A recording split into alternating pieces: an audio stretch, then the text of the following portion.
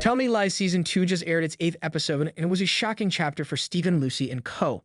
Based on Carola Lovering's novel, Tell Me Lies revolves around two people, Lucy and Stephen, and their turbulent, toxic relationship.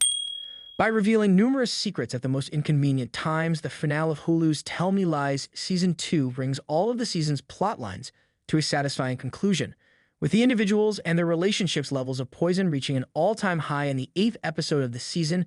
There is so much drama that it is impossible to predict what the upcoming season will bring. A few disputes are settled once and for all, but that just makes room for more perverse things to happen. Stephen DeMarco is Lucy's worst enemy, and she will always be impacted by him. This was demonstrated in 2008 and 2015. She encouraged Stephen to join her in the swimming pool, so he would be envious the last time we saw her with Max. The trick succeeds, but Max is forced to think about the type of person he is with after discovering Lucy's texts. This is reminiscent of what happened in 2008 when Leo ended his relationship with Lucy after realizing how much she was still swayed by Stephen. After sleeping with him, she awakens to this fact. She was appalled that she had slept with him when all he had attempted to do was destroy her life, but Stephen thinks that this is their reunion. Lucy rushes back to Leo since neither Pippa nor Bree are available. Leo's heart softens after her tearful take me back apology, and he accepts Lucy's claim that she is totally over Stephen and only wants to be with Leo. She should have known better, of course, because Stephen is furious when she and Leo arrive at a party together. This is especially true since he broke up with Diana that morning because he believed he and Lucy were back together. Without missing a beat, he tells Leo that he had slept with Lucy that morning. At that point, Leo loses it and severely beats Stephen. Even though it's a satisfying moment, Leo is negatively impacted by it. Naturally, this signifies the end of his and Lucy's reconciliation. Additionally, nothing improved in 2015. Lucy still runs to Stephen when she begs to see her, even after Max chastises her for what she did. They have sex after meeting in the hotel room, proving that there is no longer a victim in this relationship.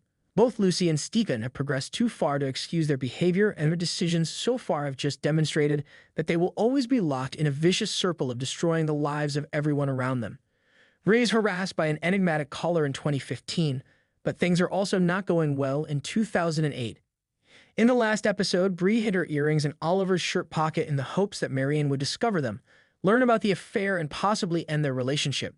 Marianne, thinking the earrings were for her, wears them instead.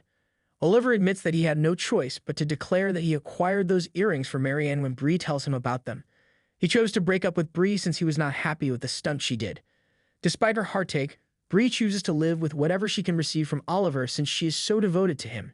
She vowed Oliver that she would never ask him for anything again once things became tense because she wanted more. He can remain married to Marianne, but he has to keep seeing her. While Marianne is abroad, this reconciliation takes place at Oliver's residence. Before Bree can leave after having sex with Oliver, Marianne returns. The worst is yet to come, but Bree is appalled and terrified since she has no idea how Marianne will respond. As it happens, Marianne was aware of Bree from the beginning. According to Oliver, he and Marianne are free to pursue other relationships while remaining married because their marriage is open. This indicates that Marianne was aware of Bree's affair with her husband all along. This discovery horrifies Bree, who questions why Oliver didn't tell her the truth right away. Why did he allow Bree to believe that they were engaging in an illegal activity? She also realizes how easily she was duped after learning this, and she concludes that it would be better for her to avoid the couple. Wrigley has been one of the season's most likable characters, and this episode makes him even more pitiful. His brother stopped communicating with him in the previous season because he thought Pippa had told the police about the incident with Macy. Wrigley made numerous attempts to get in touch with Drew this season, but he remained distant. Pippa seeks Diana for assistance after Wrigley breaks down in front of her, and Diana contacts Drew to let him know how terrible his brother is. When Drew finally arrives, he lets Wrigley express his opinions. After their reconciliation, the brothers head out for drinks. It would have been easier to handle if it had merely involved drinking. However, Wrigley adds his prescription medications, which he takes to treat his knee pain, and the combination is pretty powerful. The brothers lose track of how many pills they consume during the night, and although Wrigley makes it through, Drew does not wake up the following morning.